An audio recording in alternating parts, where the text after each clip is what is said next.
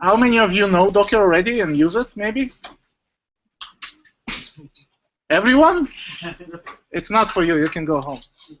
Seriously, it's an introduction. So, how many of you know Linux?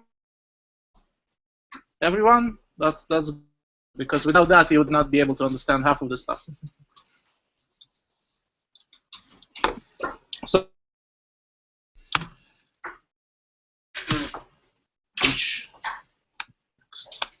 So, for those of you not familiar with me, I'm Evgeny at DevOps COIL. We're a consulting company doing all kinds of DevOps things like consulting and projects in this spectrum of deployment, continuous deployment, configuration management, etc., etc.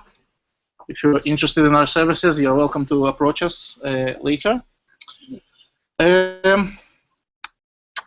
I sent you before the meetup to prepare your laptops so that they would be able to work with Docker. Now, at the top here, you also see a URL with a spreadsheet. I haven't with cheat sheet. Sorry, I haven't. When there's a lot of code on one of the slides during this workshop, you'll be able to copy paste from there, but it's not updated. So the slides actually are the source of truth. Let's start really briefly about why containers. Anybody knows and wants to share why containers? Because you said you already use Docker. Nobody said that they use Docker? Less resources. Yeah, great. More reasons? If you came here, you probably want to use this, no? Maybe? You have reasons, or you just say that it's a buzzword that I want to use it too? You can bundle your application and share it, deploy it almost everywhere. Share application and portability. Right, correct. Let's discuss a different industry, the shipping of cargo industry, right? The shipping of cargo industry, before 1956, they would load everything by hand, like cars and cargo and everything, kind of like you deploy things today, maybe with Chef and Puppet, but still it's a lot of work. And it costs a lot of money. And when you wanted to load a ship, that would be one thing, and to load a truck, that would be a whole different thing. So there was no standardization. Everything was in sacks and items, and et cetera, et cetera. So what happened in '56? Anybody can guess? Containers, probably. Containers, yes. Who is this guy in that corner there? Please mute. Just mute. Nobody knows. So this guy is Malcolm Parcel McLean. And he's the guy who came up with this idea of containers. and it changed the industry, because after '56, it got much cheaper, and it got much faster to load and unload, or to deploy and roll back data, or containers in their case, but in our case, applications mostly, right? So the premise of containers. Another trivia question. Anybody know what a container is called in the industry of shipping? No? TEU, the 20-foot equivalent unit. Basically, it's a 20-foot box, so they call it a 20-foot box, a TEU. Anyway, back to Docker. So Docker promises to put your application in all kinds of places, and it's the standardized way, the standardized box. You put everything in the box, and then you can put the box everywhere. Okay? Unlike today, when development environments look completely different from QA environments, completely different from production environments, etc., and everything is all over the place, and you have to, as an operations person or somebody who does the IT work, to do different stuff. Okay? So let's get going. Docker. hello world with Docker, right? Sorry, this is the bootstrap again, which you said you already did. Hello world with Docker. I'd like you on your computers to type in the command at the top. And if you don't see it, then shuffle the tables so you'll see it.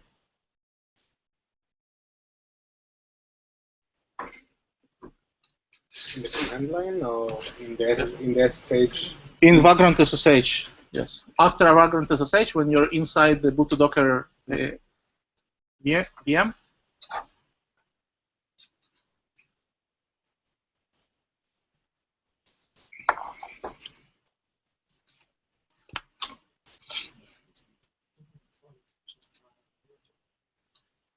Anybody got this? Works? Nice. So basically, as you can see, Docker is running commands. It's just a way to run commands, right? Yes? No? What is the busybox part in here? Anybody can guess? It's an image. It's where the command is going to run. Because the VM where you're running Docker is boot to Docker. It's not busybox. And this command runs inside of busybox. Okay? Clear? Understood? So basically you say, I want to run this command, but not in my user space, in the user space of busybox, which is an image that got pulled from the internet. And that command that runs, the actual running command or exited command, it's called the Docker container. It basically says that command that was running with this user space of busybox around it, that's a Docker container. Busybox pulled from the internet, that's an image, but this is a container. Now, we can also run an interactive command. So please try this. Run Docker in interactive mode.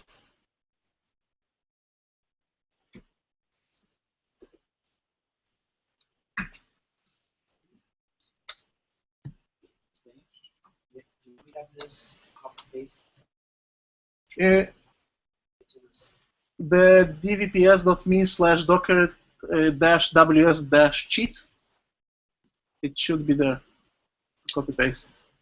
Well, most of it, as I said.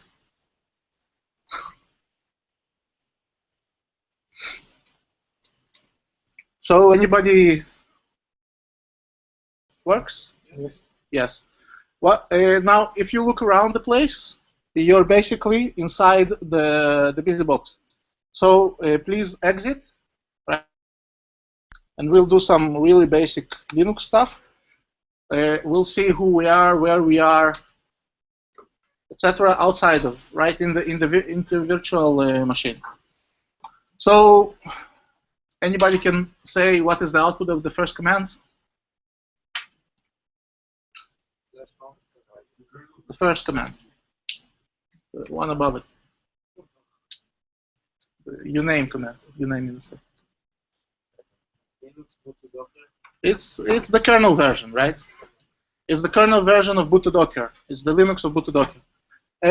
Where you are, your current directory, home Docker, right? That's the user. What's the name of your user or what files you have there? Probably don't have any files. It's empty. Who is your user and what is his user ID? Docker 1000 and Docker. What processes do you have running on your Linux? Lots of them. SSH. Docker. Nice.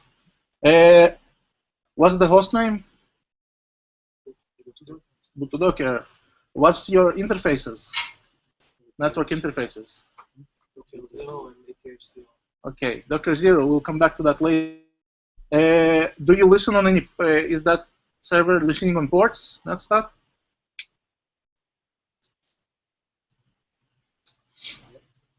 Does it have stuff mounted? Volumes, file systems? Now, providing all this information when you type the command, who is actually giving you the information? The Probably the infrastructure. So Docker. The kernel. The kernel is software. It has all these tables inside of it, and when you ask it questions, it gives you whatever the tables say. So let's try again, but after you entered in an interactive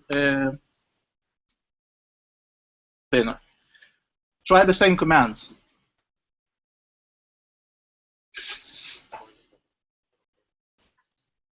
What is the first command returning?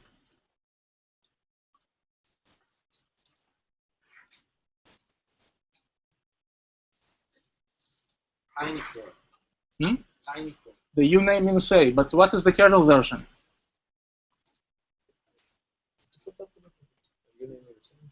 Really? The kernel version is different?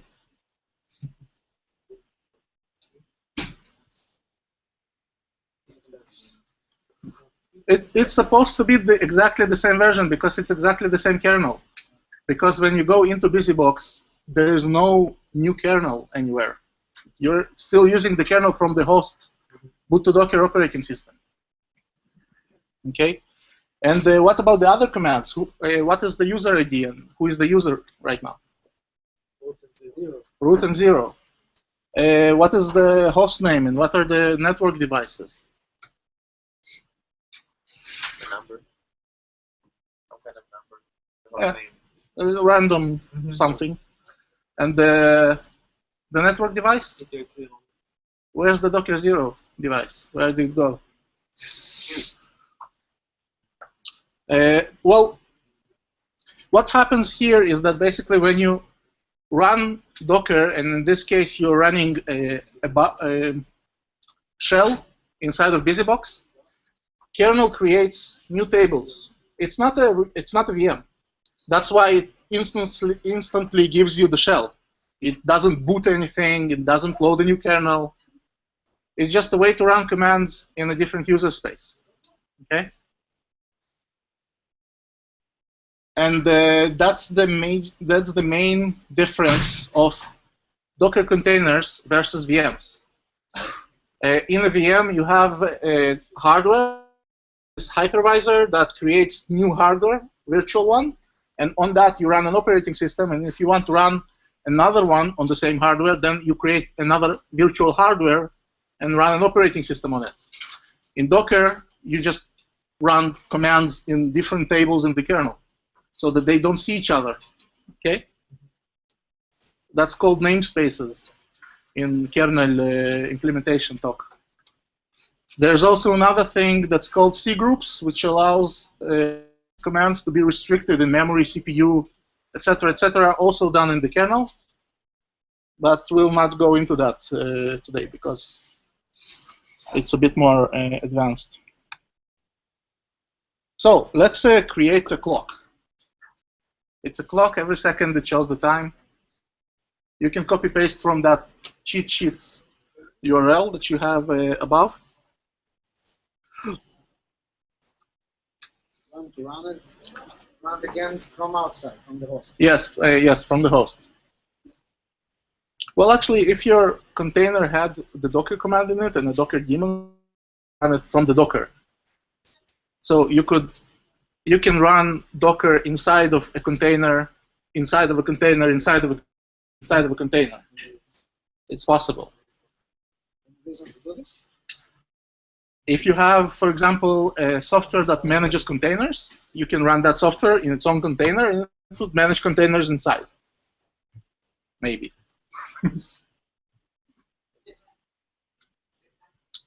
It's very Inception-like. Yes, as I said, the cheat sheet is not updated. Sorry. So, to copy it? Well, yeah. Well, basically, just tell me what it does and how you stop it. Control-C, you interrupt it. Where's the output going from this to your standard output, to your screen? Now, this command should be on the cheat sheet. Instead of -ti, you use -d. What does this do? Where's the output?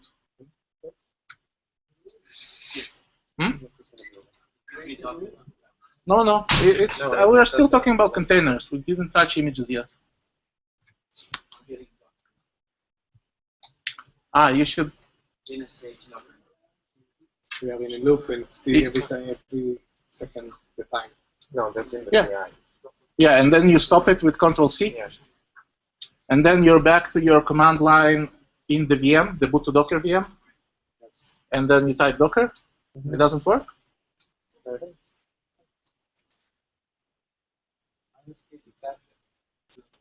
Detach it.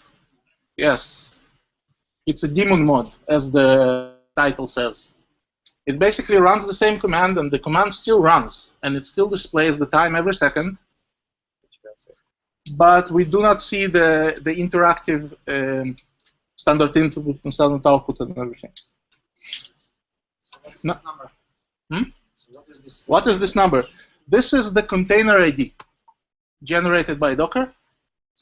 And based on that container ID, we can see what are the commands being run by Docker right now using the Docker PS command. So please try this. And if you manage to demonize a clock, you can see this clock. Of course, the name and the ID would be different. It's shorter ID. Yeah, it's a shorter version, but the ID, it's like in Git. You can use the shorter version. It's a prefix usually.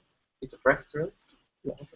The most significant digits and characters on the start. So what can you do with a Docker running in the background? Well, you can see the processes running inside of this container using Docker top. If you can please try run Docker top, you would be able to see the processes running inside, and that would be your clock. You can see its output using the logs command.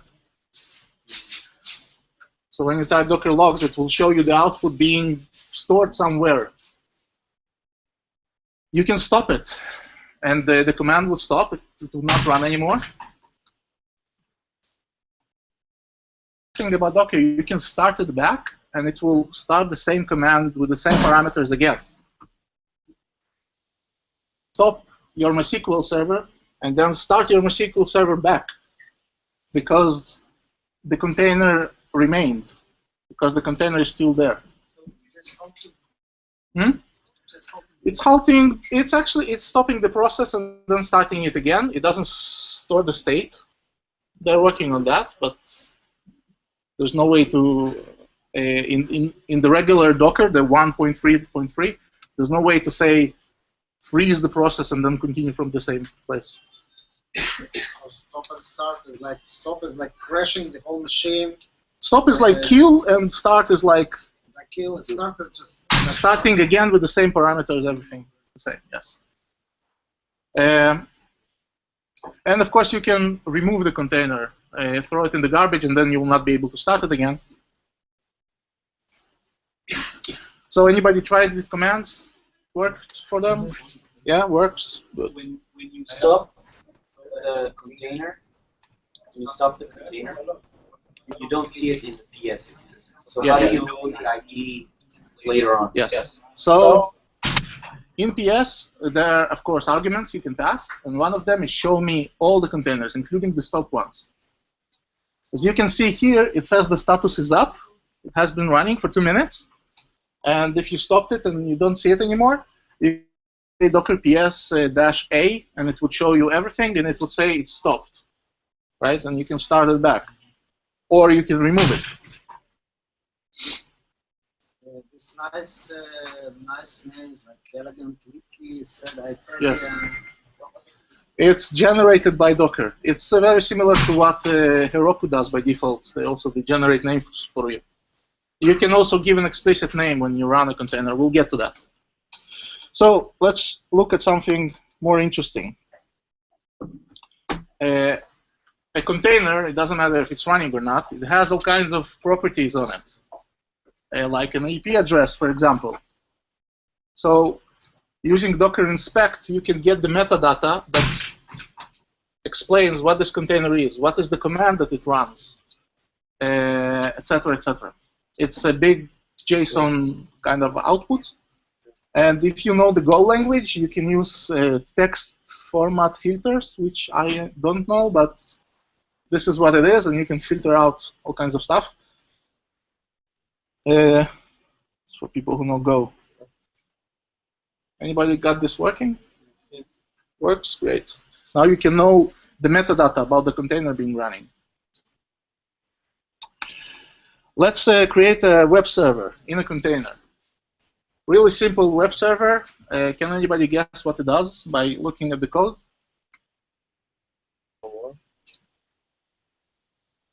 Each time you ask server, it will tell you hello world.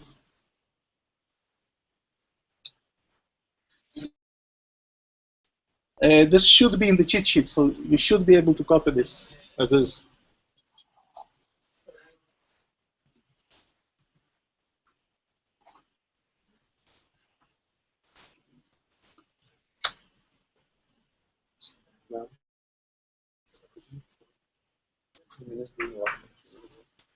Anybody was able to request a request?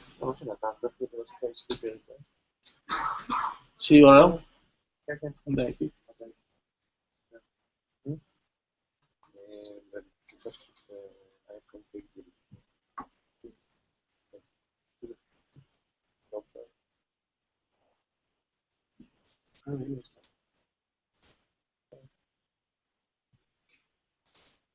The people on Hangouts, you're welcome to write if it works for you or not in the group chat.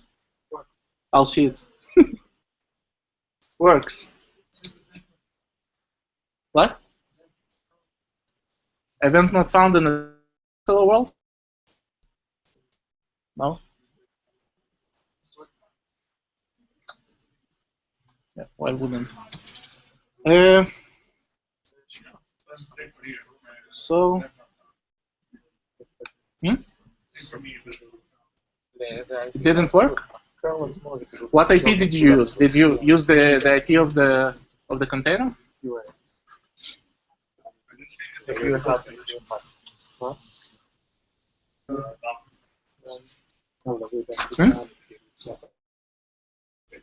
So let's go through this. Where's my cursor?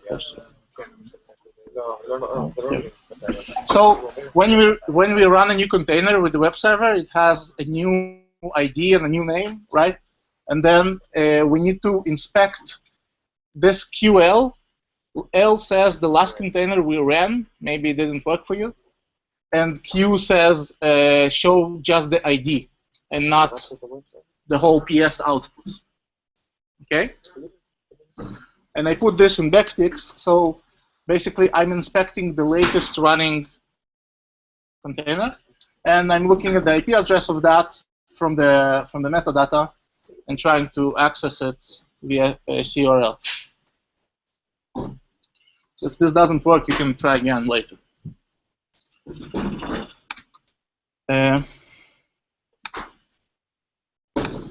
Let's see. So that's it. But we have more stuff. Oh, well. So what we learned about containers. We learned how to run containers. You can run anything. And by the way, BusyBox is just an example. You can run Ubuntu, CentOS, anything, any kind of Linux. You can run any kind of applications that are. We'll touch that in a second. It doesn't have to be BusyBox. Okay. Why BusyBox? It's very small. It's 2.5 megabytes. So when everybody downloads it at the same time. We learned how to start interactive containers and how to interact with containers, basically attaching their terminal to the shell. We learned about the separation of namespaces in the kernel. This is how containers work. Not just Docker, other container implementations as well.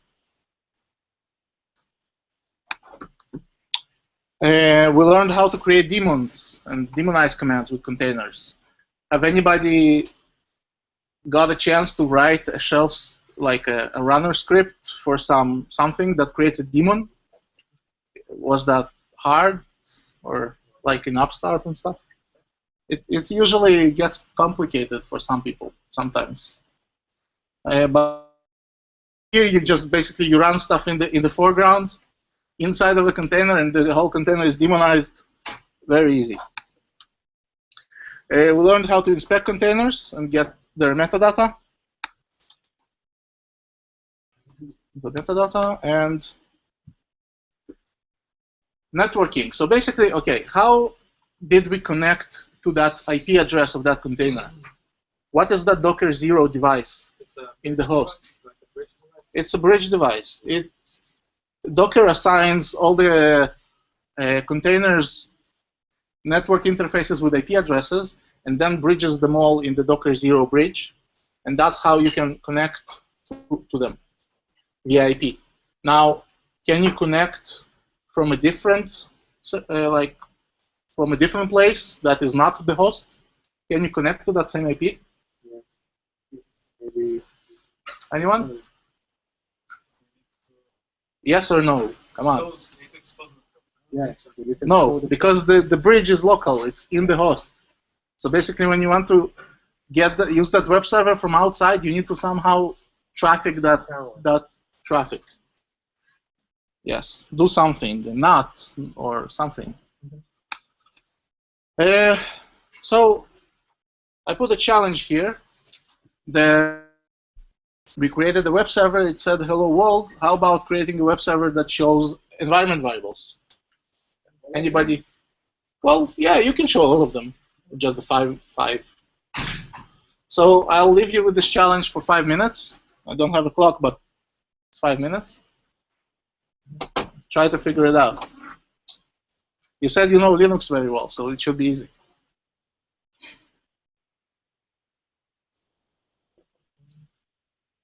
And if you need the server, it's in the cheat sheet.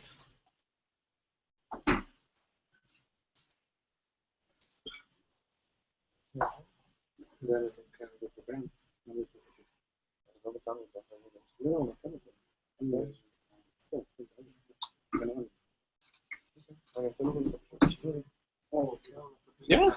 How many are there? Oh, it's all How many are there? You CRL the container. How many do you get? Can you show the link of the cheat sheet? Yes, sorry.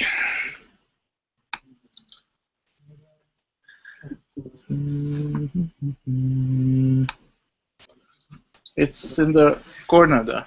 WS. Well, that's not coming from the container. It's coming from the host. In the container, you have much less environment variables. It's supposed to be about 5.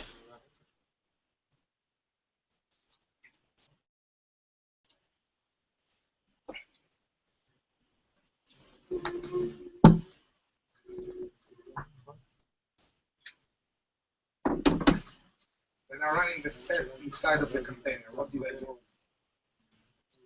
When you run what? Set. Set? No, not set. Environment variables. And yes, set is shell settings.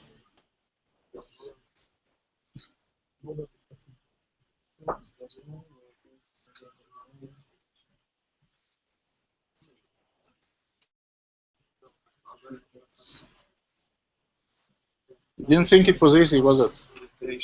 You thought I come to a workshop and it's easy, I'll just look at it and I'll know stuff. No, I have to work.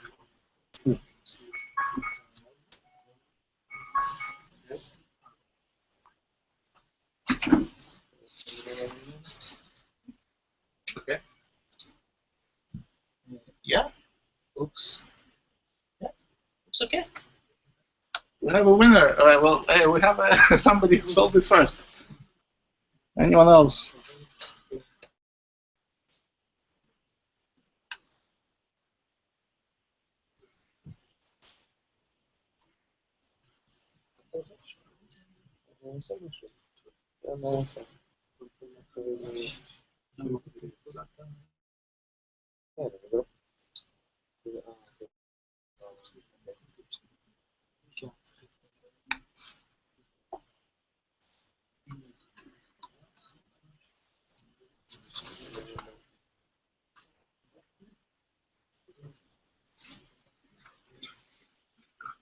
Anybody else?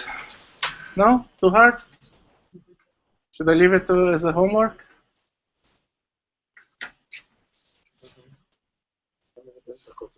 Are the 5 minutes over? Yeah. Yeah, not yet.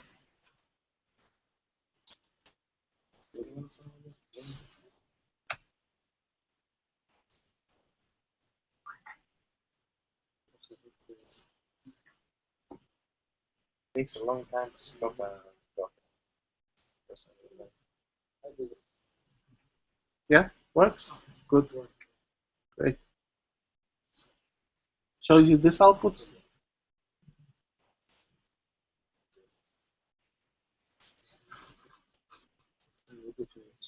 No? Yeah, it's okay. It depends. It's the hostname of the container, right? Not of the host.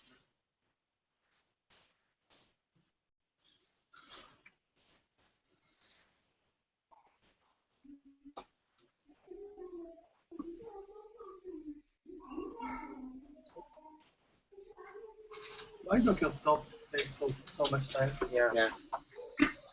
I don't know. Everything is so fast, I don't need it so slow. Docker stop takes time. I don't know. Hmm?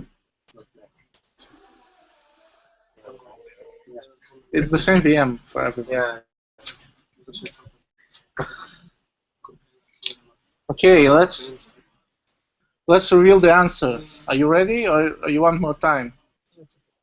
No, it's okay. I can reveal one of the possible answers that I wrote, and it might be not very good. So I did it with instead of running echo, I'm running shell and putting the echo and the environment in like chains. Yeah, you're welcome to share your nicer solutions in the meetup. So let's talk about container ships. Anybody knows anything about container ships? Like how many containers they contain? How much is a lot? How many thousands? 5,000? When? Today? In 2015? 14? So the first container ships in about 56, they contain 500, maybe 1,000, or like 800 containers. And then they started to get bigger and bigger and bigger. And in 2014, we have ships that contain 18,000 containers on one ship. And every container contains 40,000 pairs of shoes. And there are a lot of ships like that on the oceans today, right now. They contain a lot of containers. So anybody knows the first container ship? Guess not. The one from Malcolm dude that created the containers in 56. His ship already contained 58 containers. That was the first container ship. There's a Wikipedia article about it. And basically, it made its voyage, and then it took 58, right? 58 trucks. Each truck took one container. It was very easy to load it up. That was the revolution. That was the event that changed the world. And in 2014, we have this thing. This is the Maersk Triple E. It contains 18,000 containers. Well, it can contain. There's a world's largest ship.com, which explains more details about it. But just imagine an infrastructure that has microservices, which we'll discuss on our next workshop. And you probably would start with, I don't know, a couple of dozens, but eventually it might grow to a couple of thousands, and it will be a bit more difficult to manage it than just get one big, huge ship. Maybe. You wish. We don't have these big servers yet. maybe in a couple of years. Service that can contain so many containers. Let's talk a bit about Docker CLI. So what can the Docker CLI do? How does it work? So the one command, the only command that you need to know about Docker is this one, Docker help. It's the manual page of all Docker of Docker. It gives you help. It helps you to learn about Docker by investigating the various options, and for every subcommand, there's also help. So you can run Docker run -h or something like that, and get all the parameters. For example, there are short version of parameters like tty, which you do with --tty. You can also do with -t, and all the short parameters you can combine them together into one behind one dash. The parameter has in the help a value. It says equals false. That's the default value usually. So when you see something like demonize equals false, it means by default demonize is not provided as a parameter. But if you just say -d or -d, it will be true. When you have a command that square brackets, it means this command can be repeated several times, and on each of the times you can give values to it, right? So for example, you can attach standard output, standard error, etc. And of course, there are parameters that accept long values. For example, the name. You can give your own names, not the generated ones. So if you have a container running, I don't know, Elasticsearch, you can name it Elasticsearch. And onwards. Any questions so far?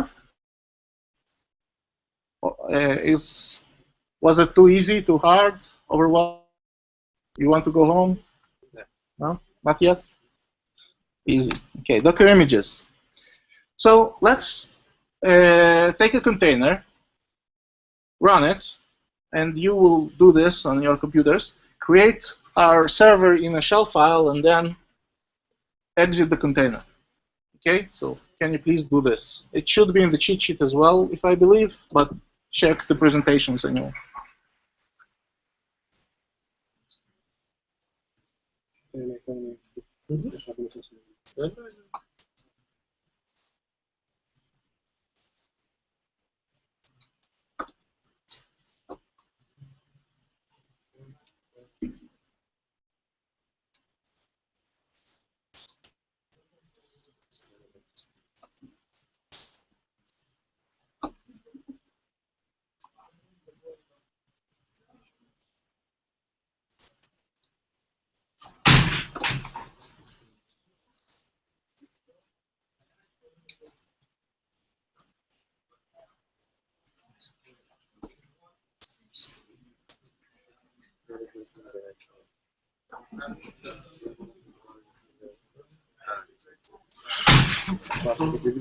Anyone finished? You should be able to copy paste it from the cheat sheet. You only have the Docker one.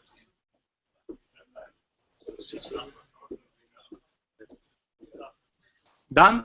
Anyone? Not yet. Okay.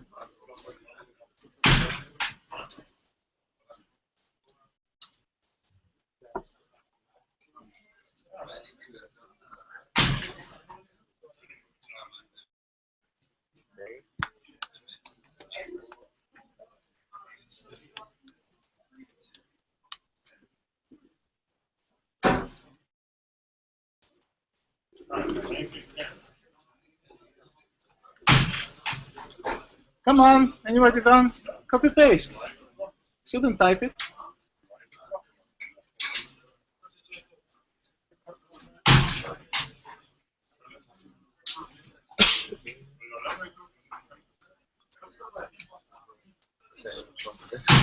So, what does this code do? First, you run an interactive container. Then, using the command, you create a file, paste some stuff into it, and then put the end of file marker, which basically stores the file, put the execute bit on it, and exit the container. How do you do the Control D? Yeah. It's control. Yeah, the card, it means control. Use control key. So now with the see the latest container we ran, right, with the -L thing I showed you earlier. We can also diff this container. Diff against what? Any guesses?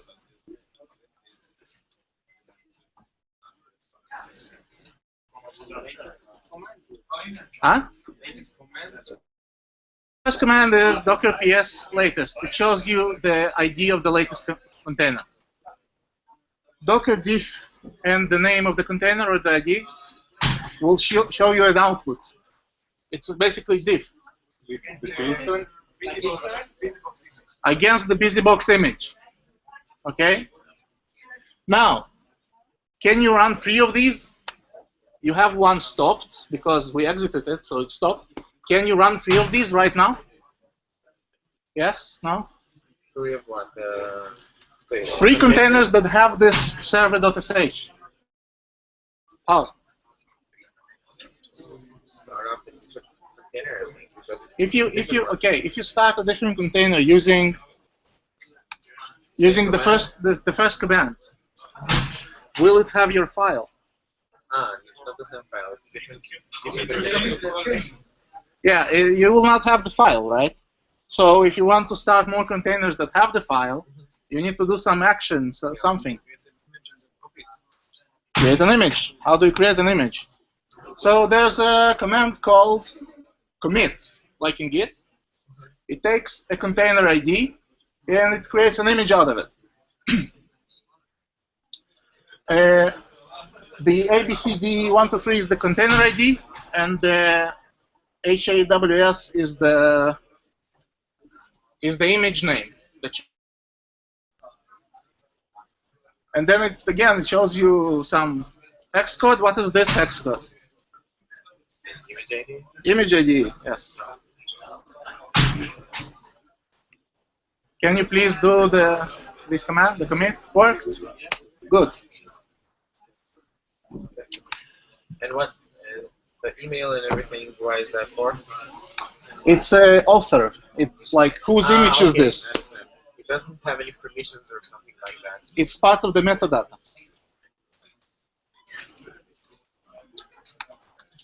So, Where is it saved? yes, on the host.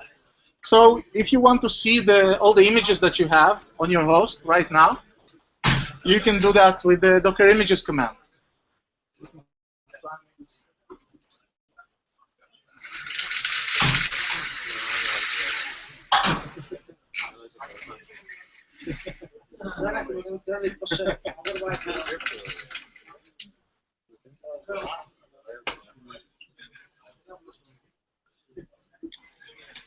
So Docker images command. Now you can get more images.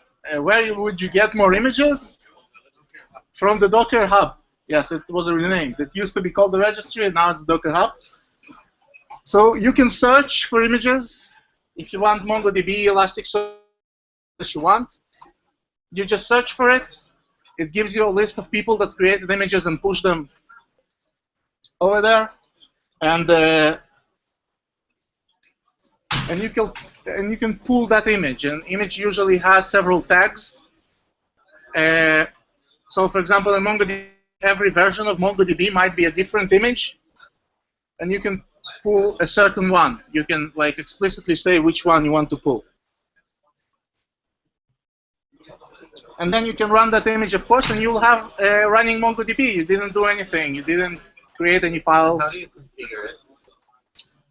Usually you read the documentation and you just figure out what that person, what usually just works. It listens on the default port and everything. That's the thing. If I don't want to listen on the default port, and So- say if I want to do something more complex like a cluster of MongoDB. Yeah. So if you don't want to listen on the different port, you can start that image in interactive mode, change it, and commit and save a new image. Or you can create your own. We'll learn. Who maintains the list? Docker. They have this website called Hub, like GitHub, .docker.com. Should I believe that all these images are? And they have official images which they created, and they put their signature on them, saying these images you can trust, they're official, and everybody else can just push stuff in there, like GitHub, you know. In GitHub, everybody can create a repository, say I'm Ruby on Rails, and you wouldn't know if it's the real Ruby on Rails or not. So, yeah, there's ratings, stars, people like the images, etc.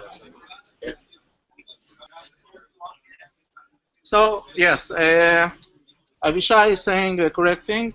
Docker images are not signed in any way, so you cannot, if somebody gave you an image, you cannot actually validate its authenticity that it was created by that author. It's not like RPMs or Debian packages. I guess they will add that sometime, but at the moment, it's not like that yet. Yeah? It's no, you can have your own images that you didn't publish publicly, so not everything is public. But on hub.docker.com, the images are public, yes.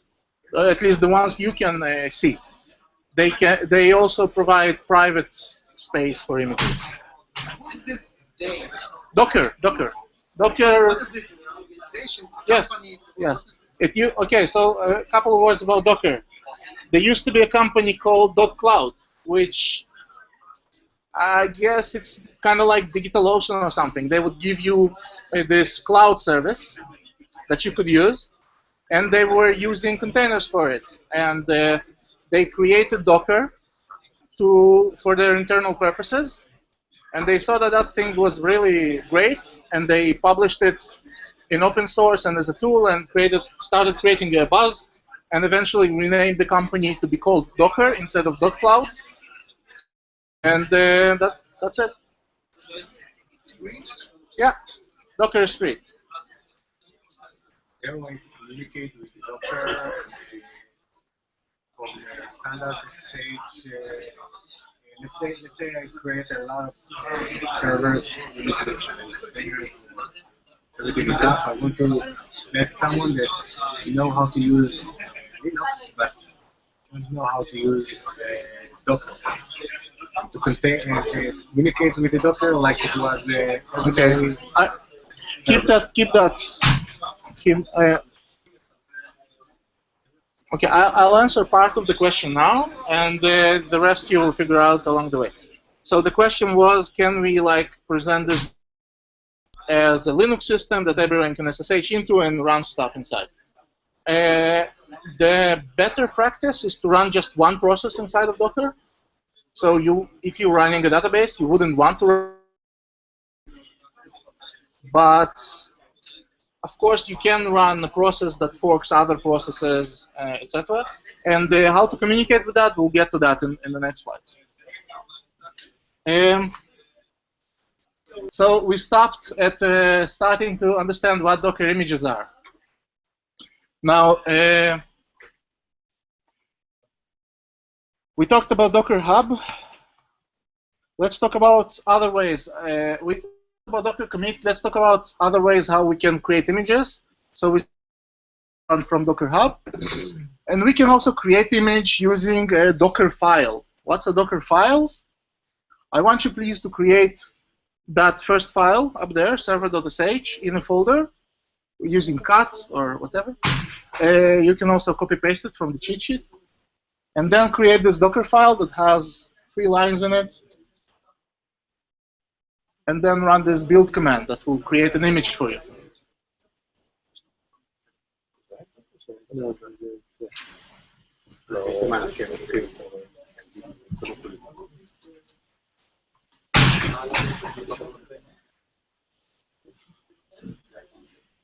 כן, אבל נראה לי אמור להריץ את זה באינטראקטיב. כן. No, you actually need to run you need to create it outside of Docker in the VM, in the boot Docker VM. Okay. So I need to theme it or It's something? not you're not supposed to do these commands inside of a container. Hmm? Yes. No? Anybody in the Hangout can tell me if it works or not in the chat, please.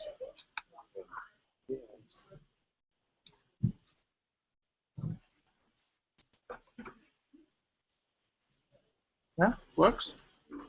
Okay.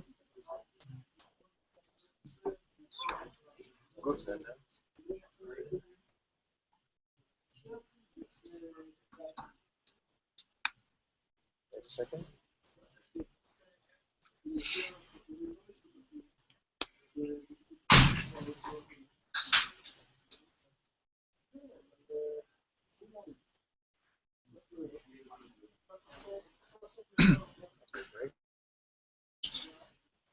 What is the image name that you have?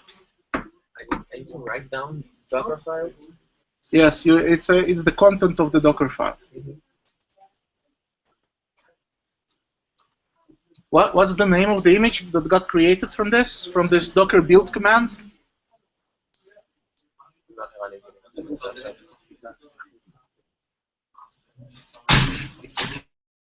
It's inside the same file, or I need to No, create another server Dockerfile? SH is one file, I see, Dockerfile okay, okay. is a I different understand. file. I understand. Excellent progress. You're learning Docker.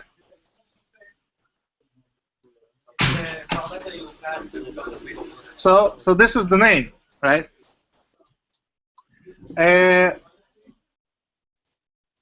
What if we want multiple names? Okay. Any ideas? Just guesses? Any guesses? You said you know Docker? Interesting. That might actually work. I don't know. I need to look up the help for the build command, but you might be able to pass multiple -t's and have multiple. Why is it T? And you know, And then tag. It's a tag. So Docker. Docker tag. So what we can do for images, we can attach more tags to existing images. So we can tag images. And this is useful. Why is this useful? When you have web server images and, I don't know, database images, and it's different web servers, but they're all web servers, maybe you want to, I don't know, manage it somehow. I don't know. Tags are useful. It creates a way to query and a way to organize things. And in the Docker images world, tag is a name, basically, or multiple names. So each image has its own ID, and that ID is immutable, like in Git. I said because that might not be true, but you might think about it like a Git commit, and then you can add multiple tags to it. At least that's what they wanted to create when they wrote this. It's not. Don't take my word for it. So when you run these commands on the screen right now, when you Docker login, you log into the Docker Hub. And that's why the name should be HAWS/ because that's the username. You cannot push images to other users. You can only push them to your user, and that's why your image must be named with your user / the image name. So you're welcome to try to log in. This is the password. I verified it today, unless somebody already changed it right now. And you can try and push images. And because it's BusyBox, it's just 2 megabytes. It's supposed to work quite fast. For some reason, the first command, the one from the previous slide, didn't work. I don't know why. The previous slide didn't work. So it's the build command. Yeah. And the dot. dot in the end says the current directory, and that is the directory where the Docker file is, and the server sh file is. Can you go back and add for the previous? It's a Docker Hub. When you say the full MongoDB / MongoDB, and then I tried to do the Mongo, the last command, but it didn't work out. Because it might have been changed, the MongoDB container. So when I do the tool, I got the image called MongoDB / this is what maybe they don't have. This is the image, and latest is a tag on that image. So maybe they don't have the latest tag, and the latest is the default tag, and that's why it didn't work. But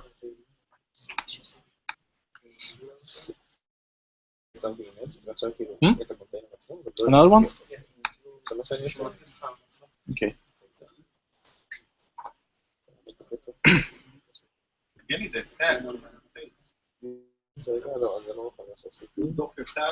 Docker tag.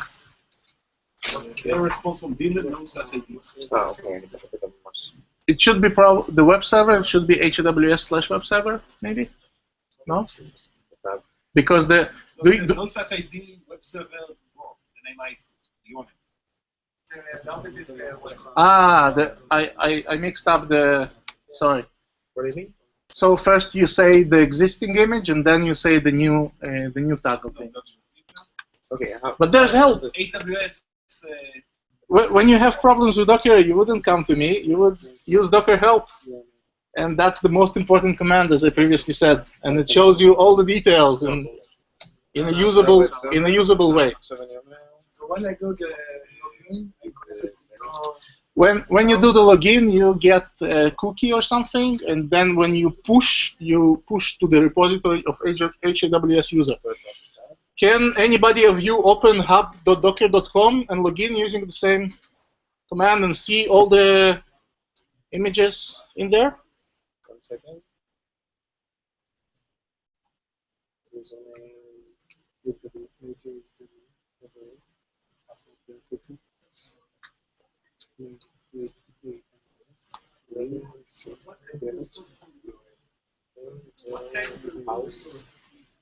What, hub? Hub.docker.com is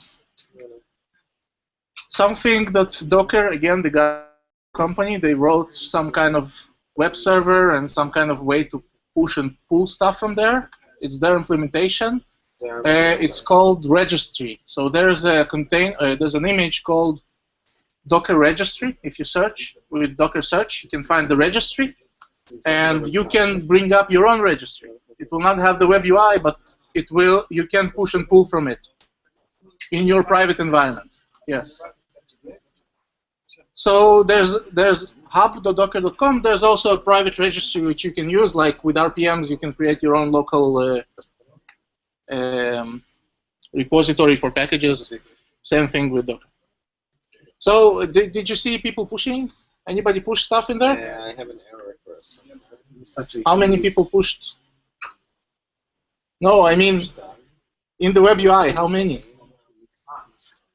Suppose they all use the same name, that server, and Huh? You told us you mixed up something? Maybe The first command, it's your name should be only for 4 people. I see. Out of the 140 people signed up to this workshop, only 4 people actually. I try and it says you cannot push the root repository. Please rename your That's because you have HAWS/ in the beginning. the name of my The thing you're trying to push must have the prefix of your username. so I need to retag it. Yes. If the doesn't have the name of your username / in the beginning, you cannot push it.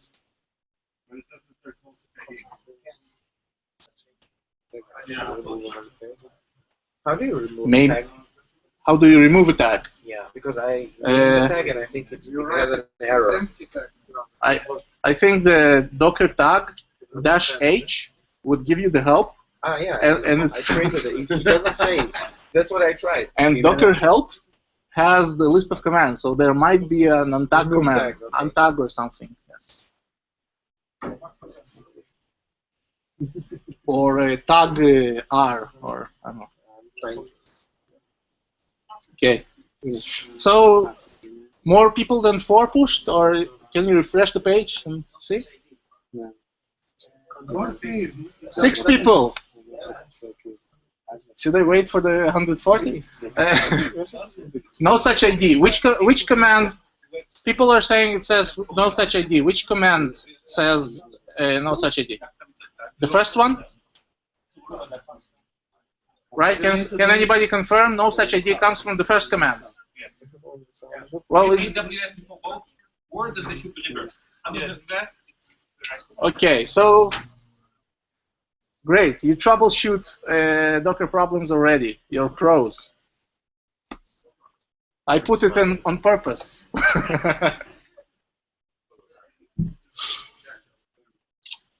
Okay, let's go onward. So let's talk a little bit in detail about the Dockerfile. What is the Dockerfile? So it basically gives commands. So you already know the Docker run command, Docker commit command. Dockerfile has a couple of commands. Well, it has a whole list of commands. That's the URL where the list lives in the document, in the documentation. But it starts It starts with from, which basically says I want to build an image based on that from image. And there's one called, I think it's called Scratch, which is just an empty image. It doesn't have any files in it. I think it's called Scratch. And it takes 0 space because, like, that takes a kilobyte of metadata, but that's it. Then you can specify maintainer. That's the author. That's the -a that we had during the creation of the image. It's basically, it adds something to the metadata. It doesn't actually do anything useful. Just adds metadata. Now, when you run command, there are 2 kinds of syntaxes. It can run using wrapping it in a shell, and it can run the command in there. When it runs commands, it creates a new image. So on each line of Dockerfile that you have run, there's a new image being created. Is that clear? Yeah. Basically, it runs a command, commits. Runs a command, commits. Creates a new container each time to run the command. It creates a container, runs the command, exits the container, commits. And each line is like that. CMD specifies what would be the command when you run the image. You say run busybox, and you didn't specify /binsh. What would be the command being executed by default? Okay, the default command. And the entry point is very similar. Basically, there's the multiple CMD command. Yes, but it will on each line. So only the last one will actually be the true one. It will be changes on the metadata, which are redundant because why would you have something?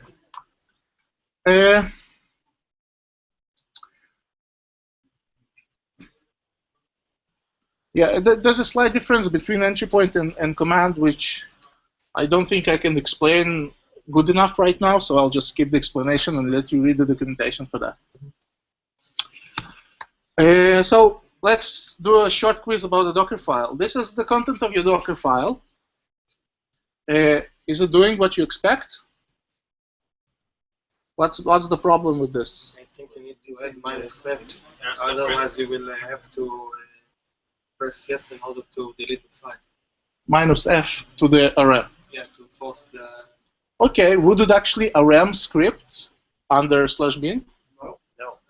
No, why not? Because you change to bin, exit, and then try to...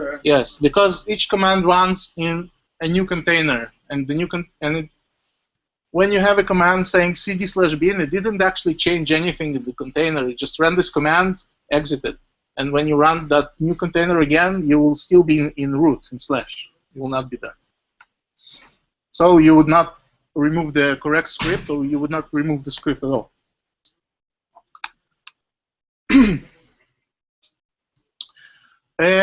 So you can set environment variables. You can also set more environment variables when you Docker run, but you can set some defaults. For example, if you want your database credentials to be passed to your container, or actually to the command that is running inside your Django application, you can pass it via environment variables. So you can pass that in the Dockerfile, and you can also override that or pass a new environment variable during Docker run when you run the image. So that's a nice way to have configuration from the image. Okay, it's not hard-coded in the image. The default is hard-coded. You can overwrite it. You can put files in there. So if you have files like tar files or whatever, you have your application, I don't know, it's the Ruby application, you want to put all the files in your container, you can use the copy command. It will just copy the files. Or you can use the add command, which would open archives along the way. It would also put files inside, but if it's a tar archive, it would open up the archive. Copy would not open the archive. It would just put the tar inside. Well, working directory would change the working directory user, specify some other user, etc. For the command being run. So it's instead of the CD we used in the last yes. wrong slide. So the CMD or entry point would be running in the working directory. This actually changes the metadata. Mm-hmm. And user, the same idea. So images. Any question about images? User is only for documentation, or is it really the user that is being run in the Linux? It's the new user that would be inside the container, which you probably need to create first. So you need to remember, the user inside the container is actually mapped given the internal factor. So even though it might have the same name, it not necessarily have the same user ID, which means that you might have problems with the volume. The positions inside the container and outside the container may be different. So you need to remember that each mode or shown or anything like that has to be consistent within the container. Okay. So for the audience at home, I'll repeat what Avishai said. Different containers have different user IDs, basically. So when we'll talk about some ways that you can share information between containers, and if you expect the permissions to be the same, and you changed the user, and you didn't verify that the user ID is the same, they would not be able to do what you expect them to, or what you thought.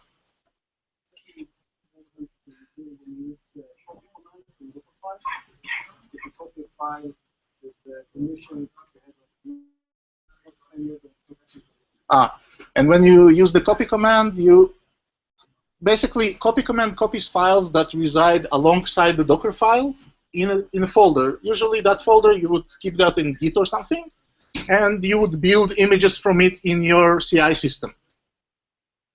So once that file is being copied into the container, you might want to change its permissions, because they might not be what you expect them to be. Inside the context of the Dockerfile. Inside the container, inside the image, yes. Via the Dockerfile. Yes, via some run command in the Dockerfile, for example. It's a better way to pass some sensitive database paths to deploy MySQL. Environment. From environments or from command string? Environment. Well, basically, environments is better than hard coding it inside, but security is a touchy topic which I'm not touching in this session much. There is a lot to talk about security. This is the Docker meetup.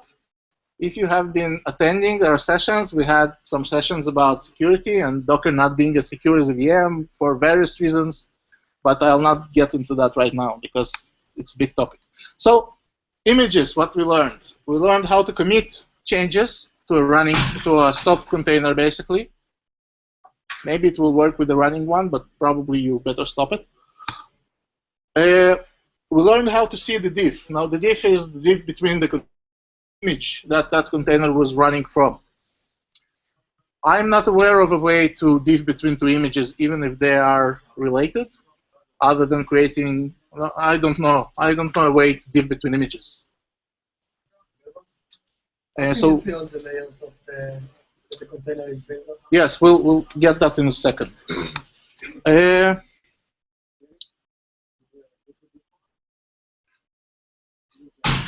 It works with two images? Okay, nice to know. I tried to get that a long time ago. Yeah, of course. The related images, so we can use the docker diff command to see the diff. That's nice. That's really nice. So we learned how to search for community images with Docker search. Docker are working really hard to create baseline images. Basically, they created stacks for Python, Java, Ruby, and Node.js. And what that means is, for example, they have the Java images. They have all the versions of Java that you might be patch levels. So if you need Java 1.7 to run some command, and then you say, okay, I want Java 1.8, instead of wasting hours, you can just pull the other image from the repository, and you have Java 1.8. You don't need to configure your server for Java 1.8 because you have that inside of an image you just pulled. It saves me personally a lot of time. And do you have inheritance between containers? Yes, we'll talk that in a second. Okay. So Docker image pulling and pushing, we saw that. We saw how we can create new images using Docker files. How to inject files into the created image using add and copy. And now for both of your questions. So basically, when you create a container from, say, BusyBox, and then you commit it, that container is a child container of BusyBox, so to say. It's a bit incorrect, but you can say that. There's a command, or there's an option to Docker images that will show you the tree of the images. So if you commit it, you can do that. So can you please run this command? Yes. Tree is deprecated. Yes, tree is deprecated. I don't know why. Removed. Yes, I know. Don't remind me. But Is that server not running? How do you find the server? Server not running. Maybe you're not there. Maybe you're not in boot to Docker, inside of boot to Docker. Maybe you're inside of a container.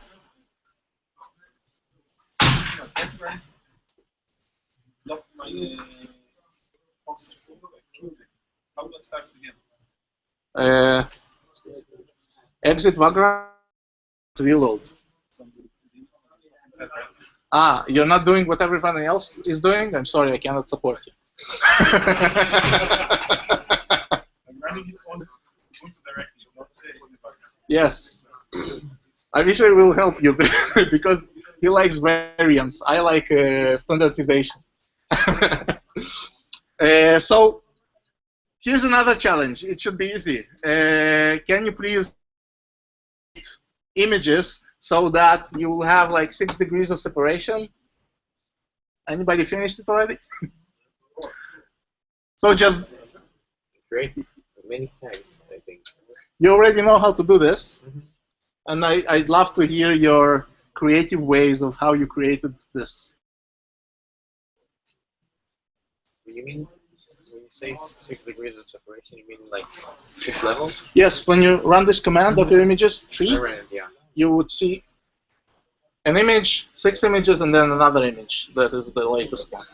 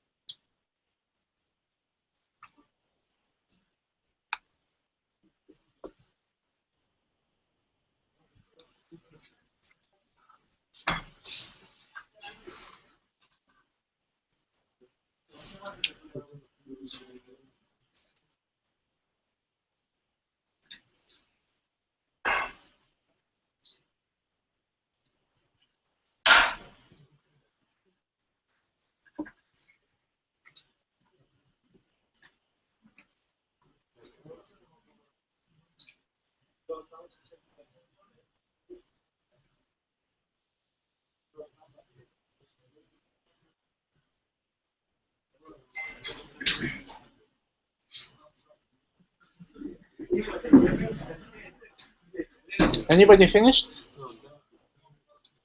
Come on, it's not this hard.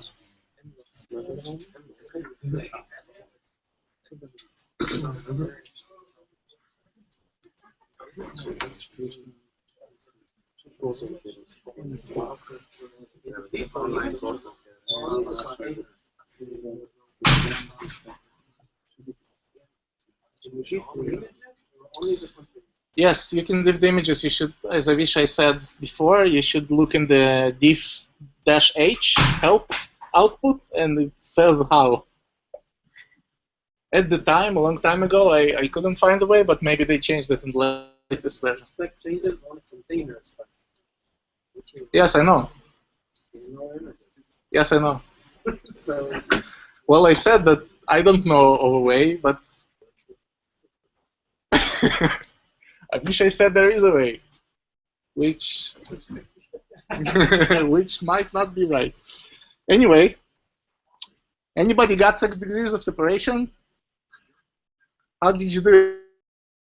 I just ran the kind of take the original one of the last ones that was create, and I added, and I made another change. So you may change a commit, change commit, change commit. What is another way you could do that with the information you already know? Dockerfile with from, or Dockerfile with commands. Every command is a new. Okay. Only run command or all the commands, like copy? Every command creates a new image. Also add and copy. Yes. Directory. Now, the nice thing about this is that in a Dockerfile, if you want to change a command, for example, you added like 5 files, each file in a different command, and you want to change file. So you build it again, but because you already have all the other containers, they're cached. Okay, so if, for example, the Dockerfile add command can download files from the internet as well. Mm-hmm. If it takes you a long time to download Java, and then a long time to download Tomcat, and then you have some file that you want to change. Basically, when you run Docker build again, after that file change, it would not download Java again, it would not download Tomcat again, because it already has it cached as images locally. Inside the Docker manager? Inside the Docker server cache folder, yes. Mm-hmm. Only in this order. Yes, and if you want to change to Java, it would build everything again. So the order of commands in your Dockerfile is significant, and it's a good way to think about them when you build things. For example, when you do a run command and you want to install a couple of packages and whatever, you can chain them together with ampersands or with comma separators, mm-hmm. and then it will be creation of one image level. How do you prevent it's caching? line-based? Hmm? For example, if you want to do a get update, so you don't want to cache, what really want to execute that every time? Really execute that every time. You would need to remove that image that got created from this command every time, and then run the build again. If that's the last command. Or maybe, yes?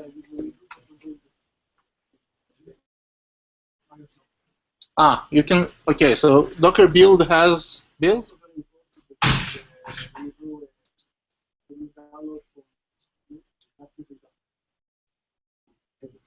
Is that a parameter to the add command? Okay, so Docker build for the people, is that? Yeah. So as Avishai explained, because he's much more experienced than me, when you want to rely on remote files, you probably want to use the no cache parameter to Docker build so that it would get rebuilt each time. You can also, of course, remove images. Like we saw in the beginning, you have Docker RM for removing containers. There's Docker RMI for removing images. So you can just delete the image and rebuild it. And if it's a tagged image, then you only need to give RMI, you only need to give it the name, the tag. So, questions? More questions? Are you overwhelmed yet? No? It's still easy? Not enough. Okay. So, another trivia question. Which port is this? It's the biggest port in the world. Have you been there? Anybody knows what is the biggest port in the world? Singapore. Yes? This is the port of Shanghai. How many containers did they have in 2013? Because that's the only thing I found. I don't know. If I was you, I would be all over Wikipedia right now.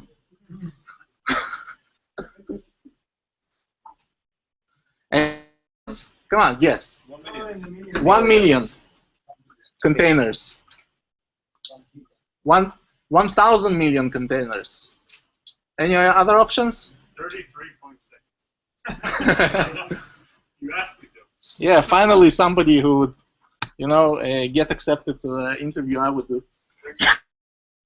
33.6 million containers in 1 year, which comprise of 770 tons of cargo of goods. In 2014? I guess Chinese, they're not very consistent.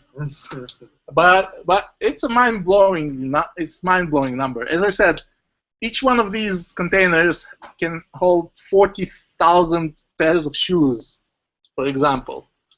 It can hold, I don't know even how many iPads or iMacs, a lot. And they have 33 million just from one port in China. They have more ports. It's not the only one. Crazy. Anyway, let's talk about the interesting stuff in Docker. So, somebody asked me during the break, why Docker? Why not the alternative containers? They're like alternatives. Wow, what's so good about Docker? What are the alternatives? Kinds of names, but it doesn't really matter.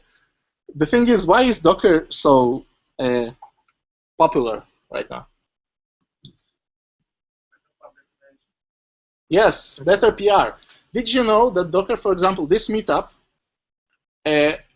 Docker sponsored them. They found organizers in more than 100 cities around the world, and they created meetups in those cities, and they sponsor everything. So their marketing department is really working overtime. Yes.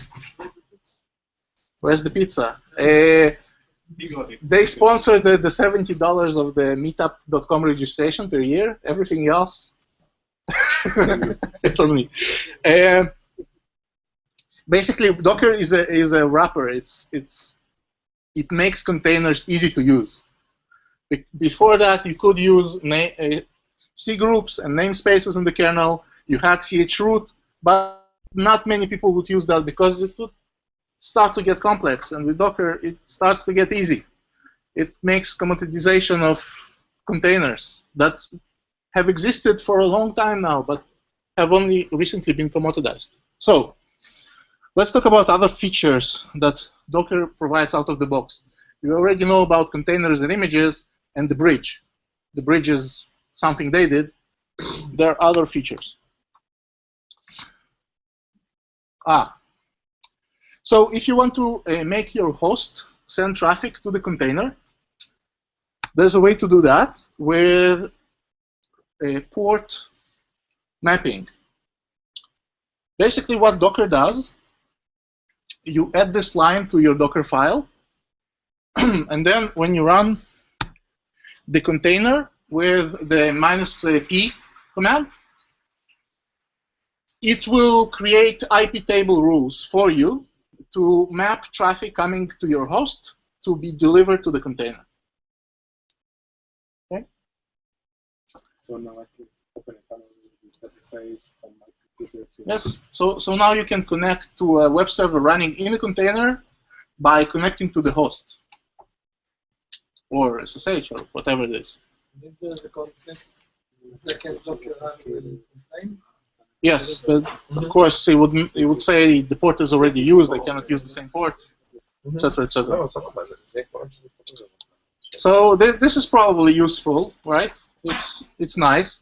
They set up the NAT configuration and IP tables for you, so you wouldn't need to read the IP tables documentation, which is not as good as Docker's, in my opinion. Not as simple. Another thing is when you want to run two containers and you want one container to be aware of the other one. So this is aware. What's aware? The second container is the application. The first container is the database. In the application, Aware of what? you want to know the IP address and the port of the first one. Okay, so this is a way that Docker came up with, very simple to have this relationship between two containers that will know the IP address and the port of the second one. But of course, it's not bidirectional, because the first one cannot be aware of the second one. It cannot get this information. It's already running. The process is already running. You cannot inject environment variables into it. So right now, there's a lot of how I call it, a lot of activity around auto-discovery. Basically, there's this one central registry which everybody is talking with and registers themselves, and then everybody, all the containers can know about each other. I'm not touching this now. I'll touch that in the third workshop about running a lot of containers. It's like to do it between hosts? No, you cannot do this between hosts. This will only work on the same host. Why? Because different Docker daemons running on different hosts are not aware of each other. They don't know about one another in any way right now. No, but if you have a container that you register your stuff to the academia. Yeah. Again, if you have one central registry where all the information is stored, they can be aware about each other. But when you use the link command, it only works on the local one. Now, volumes. What I didn't explain at the beginning, well, I kind of explained it. This layering of containers. When images are created, they're layered and they're cached, right? Docker is doing that using UnionFS, using a special file system that can add and remove layers of data to the file system. I mean, if you have an image and you created a new image with additional files, how can you diff between them? How is that possible? You need to remember somehow where the files are, what are the new files, etc., right? So Docker chose to use something that's called the union file system. There are a couple of different ones. This is what gives you this capability. But what if you want to store data in a container that is not part of the image? For example, you want to run a database. When you remove the container, all the data of the database will go away, right? It's not so. You can mount something from outside. Right? Yes, you want to mount something from outside, exactly. So Docker has volumes. In the Dockerfile, you can specify it like this, or when you run a container, you could specify it with -v. And this would create a special mount point on the host that the container can see. And you can also have other containers see the same place. So you can share this special place. It's inside or outside the... This is the inside name. The outside, the name on the host level is auto-generated by Docker, stored somewhere that you don't, in the internals, you don't really need to know. But in another container, you can use the same name to get the same thing. Can I ask a question? Yes. About the volumes. sometimes if you have two databases or even three, even more, you want to run on different disks and not only share them and everything. So how do you allocate them from outside to not go to the same I/O device or something like that? So there are two different. There are more than one way to use volumes. One of the ways you can assign explicit volume on the host side to be inside the container. I think it's this one. Container. Yes. This is the way you mount a volume from the host. So you have /data/MongoDB on the host. I think, no, the other way around. And you want that to be inside the container. This is how you do it. And of course, then you can use a different disk. So the one on the right is the one on the container? Yes, maybe. I don't remember the order. I don't remember this stuff. Why should I remember it? There's help. You just open the help. I never believe myself, even if I do remember it. I always check myself because I never remember. I know that I would never do it correctly in the first time, so I always check. And then when the documentation is wrong, then I really get upset because it's not my fault. I checked. So, and another way is to, like link, to get volumes from another container. So you have a container that only maps the volume from the host, and then you have another container that runs MySQL, for example. And you want to use that volume from the other container. You can use it like this, and then you want to upgrade. So you shut down and remove the MySQL container, and you're not losing the reference count on the original volume, because with volumes, especially with my cursor, when you create volumes like this in the Dockerfile, you define them. When you create containers that use these volumes, there's a reference count. Once all the containers have been removed, the volume gets lost. The logical one. Yeah, so you need to keep at least one container, even a stopped one, that would keep the reference count. Otherwise, that weird volume will go away. Of course, if you're mounting it from host, it will not remove the host volume, but I think they need to improve this. It's not implemented in a very intuitive way right now. But so the last one is called like data container? If you want to create a startup right now, create a storage solution for Docker. That would be really good because storage and containers is not very good right now. There's a lot of stuff to improve. This is really confusing, for example. How slow can work? You occasionally run two MySQL containers. They share one place. Yes. How you would run two MySQL servers on a Linux server. If they're using the same directory, they would have problems. The same problems here.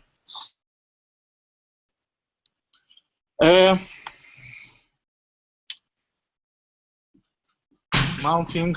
No, this is blah, blah.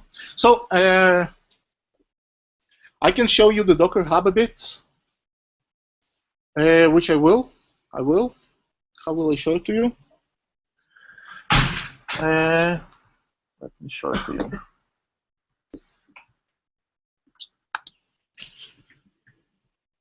Because Docker Hub is nice and cool, and there are a couple of features in there that I really want to show you.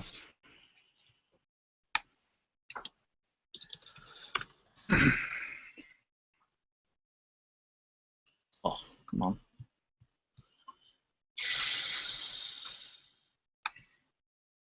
Yeah.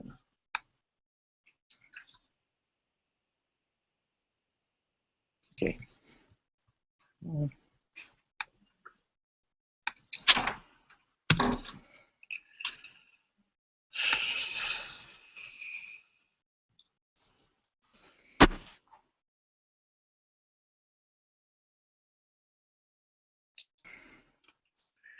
There are teams, like in GitHub, and users. For example, our devs Israel team has a Puppet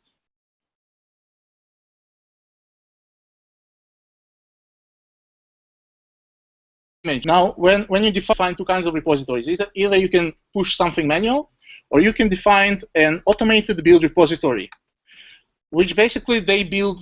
You give them Docker files, and they build it for you for free, which is really nice. You can look at the Docker file here. It relies on a different image of ours. And in repository links here, I'll show it. You can say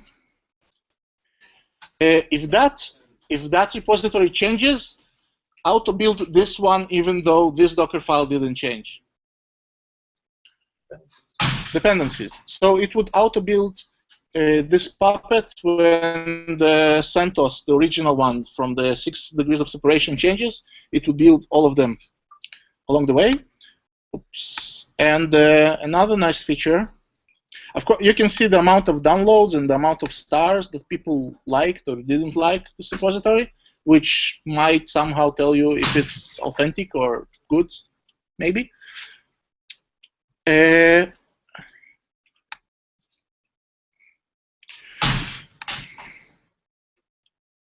Details. You can define, for example, because the Docker file is always called the Docker file, you need to put them in different directories if you want to have different Docker files. So in here we have different directories for each of the versions of Puppet, and we can see it's like a CI server. We can see the logs, the build logs that they built this image. Okay. So this is really useful. If you want to contribute images of your product or something, you can put them here. They will build it for you. It's completely free. And if you want private repository that do these builds, there's something you pay them, and it also works. Or you can create your own infrastructure, like always. Now, we're almost finished. So the documentation, of course, is easy to read. They worked hard to make it good. Sometimes it has errors, but they really work on it. Every feature they create, they write documentation first, and then they discuss if that feature is good or not, and only then they implement the code, which is nice of them. So you can go to the GitHub Docker repository, see the pull requests, and more or less see the future features that will be released or not released. As I said, meetups, IRC channels. There's a conference both in Europe and in the US of Docker where people come and they talk Docker all the time. They have a hackathon once or twice a year. We had one right here in this room. Basically, they had this hackathon, which is worldwide. They, via Google Hangouts, published their San Francisco office, and they gave prizes to people who would write something cool with Docker.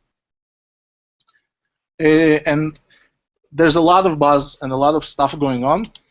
If you want to really get spammed, there's the Docker Weekly archives. You put your email in there, and every week, you get an email with like 20 new links to blogs, meetups, tools somebody wrote, etc. And that's it. Hope you enjoyed. And if you have questions, please. And if you're not part of the Operations Israel Facebook group yet, please join. We share news about Docker, not only Docker, and other stuff in there. That's it. Thank you all for coming. I hope you enjoyed this. If you have questions, if you want to stay for beer, we'll probably go get some. And next workshop will be about microservices. We will try to build a couple of microservices to build a kind of like, I don't know, some service, small one, and put the various services in Dockers and see how we connect it all together. Should be interesting. It's in a month, I think. And the last workshop would be about managing a huge amount of Dockers automatically in some way. which you're also invited to come and So the attend. next one will be on the same host, all the containers? Yes. Yes. And I have a small question. Yes. You want to ask? Question. Well, yeah. If people are already packing, you can maybe ask later. Yeah, later. Thank you. Thank you very much.